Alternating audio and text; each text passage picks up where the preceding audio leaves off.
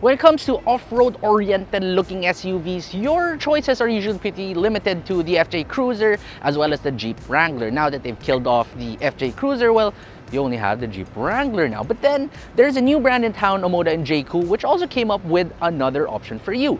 This is the 2025 Jaecoo EJ6. And in this video, let's see what this SUV has to offer. So what exactly are the key highlights of the Jaecoo EJ6? Well, first of all, its exterior styling. You can see that it has this very boxy frame to it, which is truly like a smaller version of the Jeep Wrangler. But don't think that it's all about looks, because under the hood, or well, under the vehicle, is a dual motor all-wheel drive setup, which gives you 279 horsepower and 385 Newton meters of torque. This is all coming from that 69.77 kilowatt hour battery.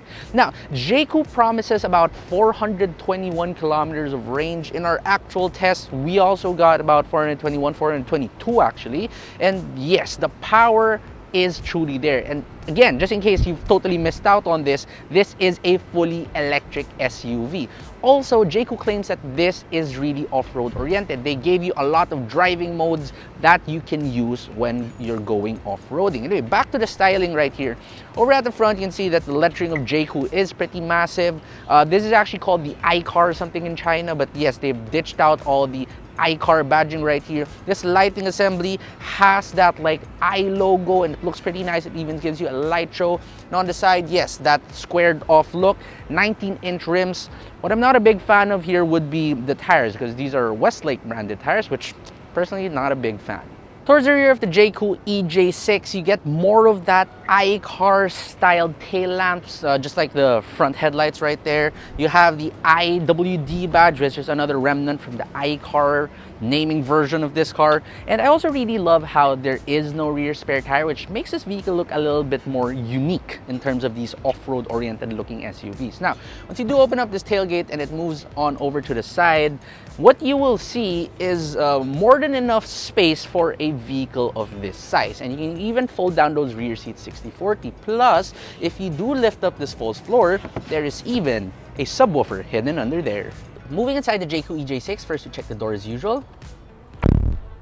That honestly sounds pretty good. So inside this vehicle, it is about as minimalist as it could come. There is a small digital instrument cluster right here for the driver and a huge center touchscreen.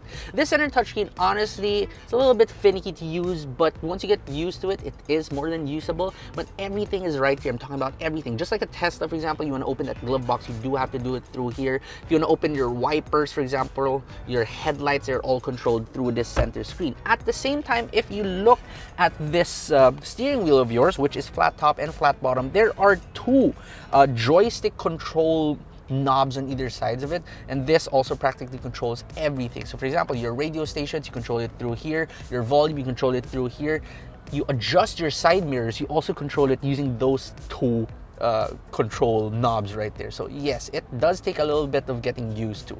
Now, this center panel right here, I really like how it has a floating effect and grab handles too for when you're going off-roading. There's a wireless charging pad right here, a crystal-like knob that adjusts your driving mode, and down below is a lot of storage spaces, which can even probably fit a woman's handbag. The seats are pretty comfortable too. They're power adjustable for both the driver and the passenger side. It even has these like butterfly headrest thing, which is really comfortable, especially for longer drives. And the passenger seat even comes with an Ottoman function. Finally, on top, there's a big panoramic sunroof. You have Infinity branded audio in here, and you also get advanced driver assistance system functions, including adaptive cruise control. But using it, it's a little bit confusing. For example, put this car into drive by pushing down on the stalk, then you have to push down on it again to activate your adaptive cruise control. So once again, it's just something that you have to get used to. Now for the rear seats, as usual, we also check the door. That sounds even better than the front. So the rear seats of this vehicle, honestly, they feel kind of weird because you do sit pretty low. But what this means is your headroom is increased by a lot. And you couple that with a very square shape of the cabin means you have, well, tons of headroom despite having a panoramic sunroof. Legroom is also pretty good in here as long as you're not probably like 6 feet and above. And since there is no transmission tunnel, since this is, even though it's all-wheel drive, is fully electric and there's no prop shaft by the middle, you also have a flat floor, which means that the center passenger can also be pretty comfortable back here. Now, for your toys and amenities, well, you do have two air vents right here. You get a USB-A port and a 60-watt fast charging USB-C port. You have a center armrest with two cup holders, and also, just like a pickup truck, for example, there actually is under-seat storage right here. Now, in terms of feels though, I would say that these rear seats, they are pretty comfortable. You can feel a little bit claustrophobic because these door panels are pretty high and the windows are mounted a little bit high, but it also gives you a very reassuring sense of being cocooned inside this cabin. Very safe feeling really, especially when the car rocks on about when you are going off-road. So now we drive the Jaecoo EJ6, and driving this vehicle, first of all, you might think that it is pretty loud given the lack of aerodynamics of it, or it does have the aerodynamics of a box, right? But it surprisingly is pretty quiet in here, despite also this pretty upright windshield and those Westlake tires, which, by the way, I want to also tell you that I judged it a little bit too earlier, saying I didn't like the Westlake tires. They're probably not great. They are. Not only are they pretty quiet, they're also pretty comfortable too. But anyway, driving this vehicle in terms of power is really good. I've been impressed when we took this out onto the track, as well as when you took it off-roading.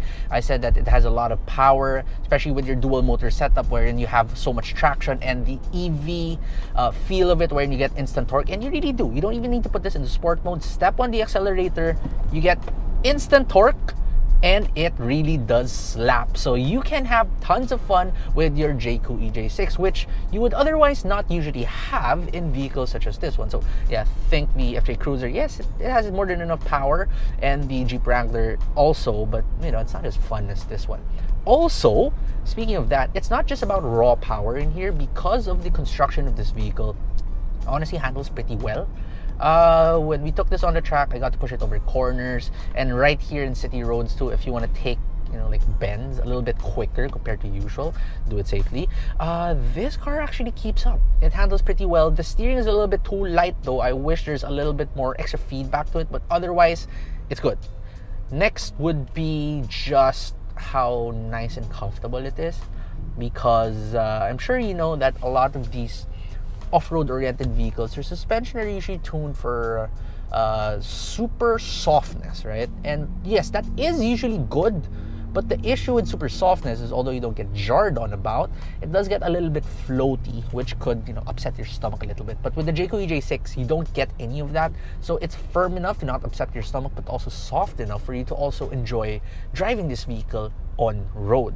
One thing I'm not a big fan of though with the Jaecoo EJ6 is just how you operate its advanced driver assistance system functions, because yes, it has a complete suite including traffic jam assistance, lane keeping assist, autonomous emergency braking, adaptive cruise control. But activating adaptive cruise control, for example, as mentioned earlier, you do have to press down on your shifter stalk like twice. So first of all, put it in drive once and then hit it again to activate adaptive cruise control. But I've been driving this car for the past few days or so, but I can't even figure out how to adjust the distance of adaptive cruise control, for example, or how to adjust the speed you set it at. So I tried looking at the screen. I can't find it either. I mean, yes, I can go and ask Modern Jaecoo about this, but I want to make this review from the point of view of an owner who will not exactly always read the manual, nor ask the dealer, for example, how to operate things. So it's just a little bit unintuitive in that regard. So yeah, in case you guys get a Jaecoo EJ6, do let me know in the comments down below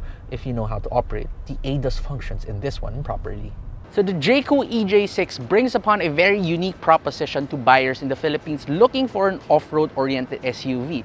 Finally, you can have one that truly looks like it can go off-road, and based on a recent test that we did off-road, can really actually go off-road too. And at the same time, it is electric, which is totally different from the rest of its competitors. But now the question is, how much does a Jaecoo EJ6 cost? Well, you can get this vehicle now in this dual motor version for 1,799,000 pesos. And honestly, at that price, this vehicle sounds like a really good deal.